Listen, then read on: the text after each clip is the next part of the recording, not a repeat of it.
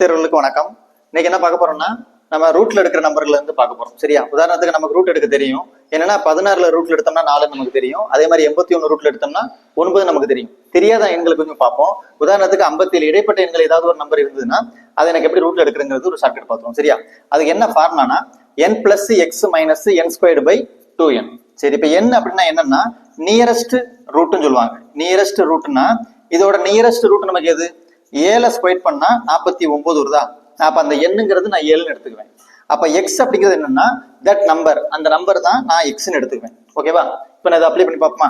இப்ப எண்ணுங்கிறது எனக்கு 7 plus that number 57 minus என்ன ஸ்கொயர் பண்ணுவேன்? 7 ஸ்கொயர் பண்ணா 49 டிவைடு 2n. அப்ப 2ஆல நான் 7 பெருக்கணும்னா ஒரு 14. ஓகேவா?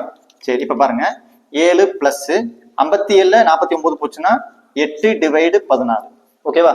இப்போ 7 டாட் வச்சுக்குவோம். இதை நான் அடிச்சோம்னா 4 2 8 7 2 14. ஓகேவா? நான் இதை வகுத்து கொடுத்தேன்னா இது ஒரு புள்ளி வச்சு 0 சேர்த்துக்கோமா, 40/7 வரும்.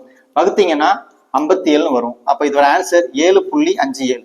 அதாவது நியரஸ்ட் நமக்கு எந்த வேல்யூ கொடுத்தாலுமே எனக்கு அதோட ரூட் கண்டுபிடிக்க தெரியும். இப்ப நீங்க கண்டுபிடிங்க ரூட் ஆஃப் 93க்கு வேல்யூ என்னவா இருக்கும்? தேங்க்யூ.